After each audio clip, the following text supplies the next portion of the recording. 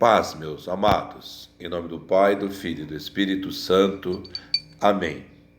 Hoje, 26/10/24, sábado, mais um sábado de graça, poder, vida e transformação, no poder do nosso Deus Yahvé, nosso Deus Yeshua e nosso Deus Ruá. Hoje, como é sábado, Maria Santíssima, autorizada pela Santíssima Trindade, vai até o purgatório buscar as almas que estão necessitadas de saírem de lá pelas nossas orações, com São Miguel, São Gabriel, São Rafael.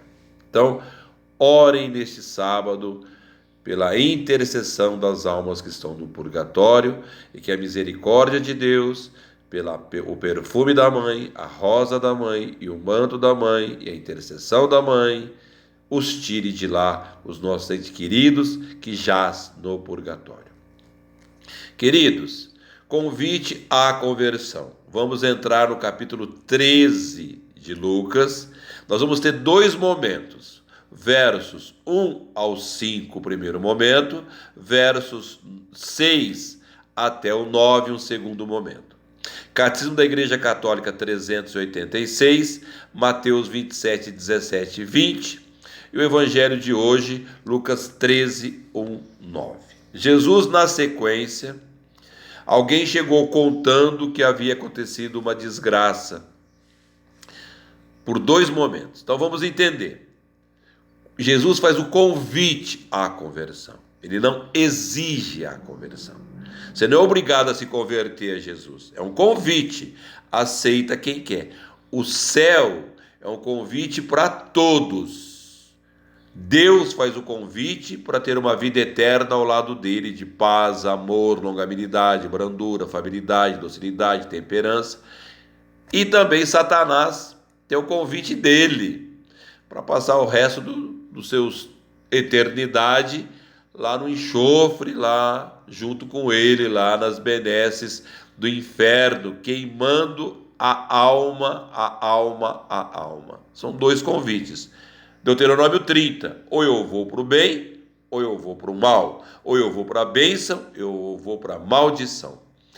Jesus vai colocar duas situações: o convite pela morte ou o convite pela esterilidade. Vamos entender então. Versos 1 ao 3. Duas tragédias para o nosso arrependimento. Pilatos comete atrocidades e acontece que durante uma rebelião, que Flávio Joséfo traz isso para nós, Orígenes também, alguns galileus foram mortos lá no pretório e o sangue deles foram usado junto com as oferendas de Pilatos. Então, é um ambiente pagão. É um ambiente pagão. Tem que provocar arrependimento. Esse é o primeiro momento. Segundo momento, aí o próprio Jesus, não é que contaram, o próprio Jesus coloca sobre a Torre de Siloé. A Torre de Siloé, nós temos que entender que é um ambiente santo. A Torre de Siloé é a piscina de Siloé, é onde Jesus vai curar o cego. João 9, 1, 7. Estuda Isaías 8, 6 e também Isaías 22, 9. É a antiga cidade de Davi em Jerusalém. Então, vai acontecer intempéries, ou vamos colocar entre aspas, desgraças, tanto no ambiente paganizado como no ambiente santo. A Torre de Siloé despenca e mata 18 pessoas. São fenômenos da natureza. Curso normal da vida. Eclesiastes 8, 6, 8. Os dois têm que causar em nós arrependimento, porque nós não sabemos que hora que nós vamos morrer. Então nós temos que ter o arrependimento. Ou no ambiente paganizado, ou no ambiente santo, eu tenho que estar preparado. Olha o que Eclesiastes 7,14 fala para nós. Nós temos que entender o seguinte: qual era a relação tantos que morreram por Pilatos, Quantos que morreram na torre de Siloé? Qual era a relação deles com Deus e com o próximo? Eu amei a Deus sobre todas as coisas e o próximo como a mim mesmo? Tanto faz eu morrer por Pilatos. Jesus morreu por Pilatos, foi condenado por Pilatos. Tanto faz eu morrer por Pilatos, ou morrer por uma intempérie natural, acidente, o avião cai. Tivemos agora há pouco tempo 62 pessoas morrendo no acidente de avião. Qual era a relação deles com Deus e com o amor ao próximo? Arrependimento. Então nós temos que entender que o Senhor está dizendo para nós assim: vocês têm um tempo para arrependimento durante a sua vida até chegar à sua morte, seja ela por causa natural, seja ela por causa acidental, ou seja, provocada. Jesus coloca assim: todos perecerão do mesmo modo. Todos perecerão do mesmo modo. Por quê? O que é perecer pelo mesmo modo, amados? Todos nós estamos sujeitos à morte. A morte é igual a todos, a todos, a todos. Então nós não vamos escapar da morte. Por isso que Jesus fala: perecereis todos do mesmo modo. Esse perecer é morrer. Segundo momento, a figueira estéril. Aqui é mais extenso. Jesus, ele coloca para nós que um homem vai plantar uma figueira na sua vinha. Olha que coisa mais estranha. Vamos entender, para nós podermos compreender o que aconteceu aqui, os solos para se plantar uma figueira e os solos para se plantar uma vinha. Os cuidados com uma figueira e os cuidados com uma vinha. Presta muita atenção. Vamos primeiro para a figueira. A figueira precisa de muita umidade, raízes superficiais, ela cai fácil, o solo tem que ser drenado, o solo tem que ser areno-argiloso e o pH tem que ser entre 5 e 6 e 6 e 8. Tem que ser profundo e fértil. 6. Ela cresce até 10 metros de altura. E ela demora 1 ano para dar a primeira carga. Por isso que ele vai lá 3 anos seguidos. Cada 1 ano ela dá uma carga. A figueira. Veja a videira. O ambiente tem que ser livre de ventos fortes. Temperatura de 15 a 30 graus. Muita luz. A videira precisa de muita luz. O terreno é o mesmo. Areno-argiloso e pH entre 5 e 6. Aceita poda. 6. Produção de 90 a 130 dias. Olha a diferença da figueira. Atinge de 1 a 3 metros. O que acontece aqui? É uma hipocrisia que Jesus quer colocar para nós. Como que uma pessoa que tem uma videira, um viticultor, vai plantar uma figueira na sua viticultura? É um intruso. A figueira é uma intrusa. É uma hipocrisia. É uma hipocrisia moral, uma hipocrisia comunitária e uma hipocrisia religiosa. Vamos entender. É uma inconveniência da hipocrisia no aspecto moral, comunitário e religioso. Qual que é o aspecto moral? A mentira parece verdade. Eu plantei uma figueira na minha vinha, olha. 2, aspecto comunitário. A vinha é do Senhor. A figueira está ali plantada por alguém, por um homem.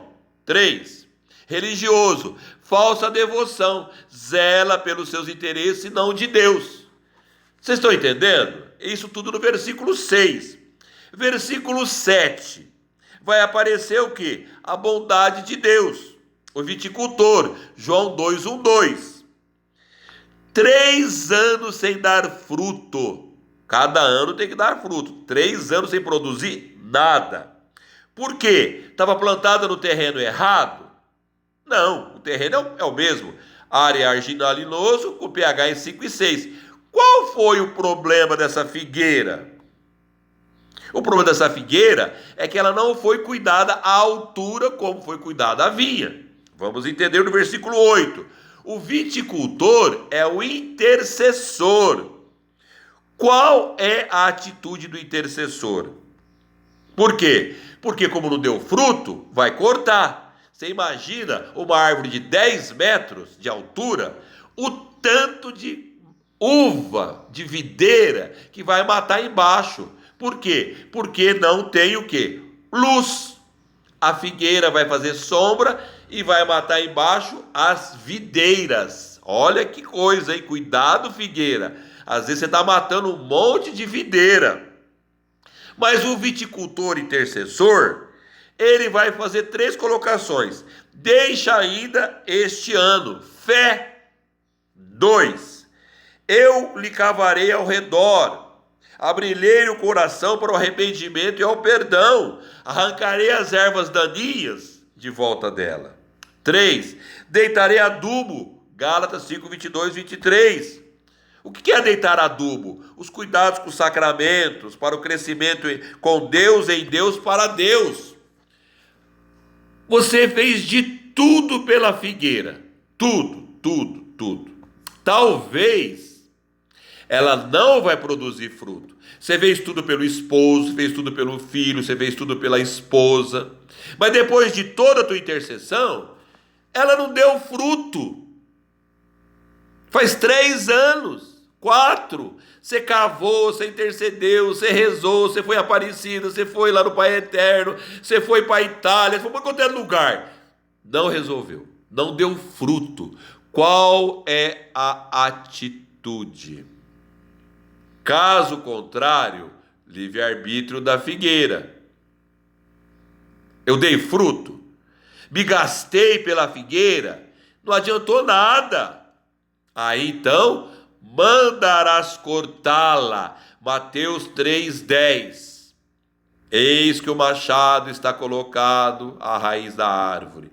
Aquele que não produzir fruto será cortado. O machado corta a raiz da árvore, é a nossa morte. O machado é a morte, ele corta a raiz. E a raiz da figueira não é profunda. Eclesiastes 11:3, Apocalipse 14:13. Será jogado no fogo inextinguível. Nós temos aqui 2 momentos espetaculares de convite à conversão. Ou pela nossa morte, nos convertermos antes de estar preparado a ela, ou então perder a esterilidade do amor a Deus, a conversão a Deus, a conversão a Jesus Cristo e o fruto do Espírito Santo. Você faz a escolha. O terreno é o mesmo. Os cuidados nós temos que ter. Deus está nos dando tempo pela sua bondade. Mais um ano, mais um ano, mais um ano, mas vai chegar o momento que o machado vai cortar a raiz. E aonde a árvore tomba, ela fica. Eclesiastes 11:3. E as nossas obras nos precedem. Apocalipse 14:3. Então, que nós possamos, neste dia, sábado, olhar bem se nós estamos num terreno intruso e não produzindo fruto algum. E onde começou essa história da figueira? Gênesis 3:7. Adão e Eva, após pecar, fez tangas com folhas de figueira. Tem gente que não toma o cálice de sangue da uva e nem come o trigo do pão, mas está se vestindo com a tanga da figueira mundana. Cuidado. Fecho com uma frase do nosso querido Papa Francisco. A fé autêntica, aberta aos outros e ao perdão, faz milagres. A figueira representa a esterilidade, uma vida que não produz fruto. Paz, amor, longanimidade, brandura, afabilidade, docilidade, perdão, misericórdia, piedade, vida transformada. Isso digo eu. Segue o Papa Francisco. Incapaz de fazer o bem. Ponto. E Jesus maldisse a árvore da figueira, porque não tem feito o seu bem para gerar fruto ao irmão e à sua comunidade. Em nome do Pai, do Filho e do Espírito Santo. Amém.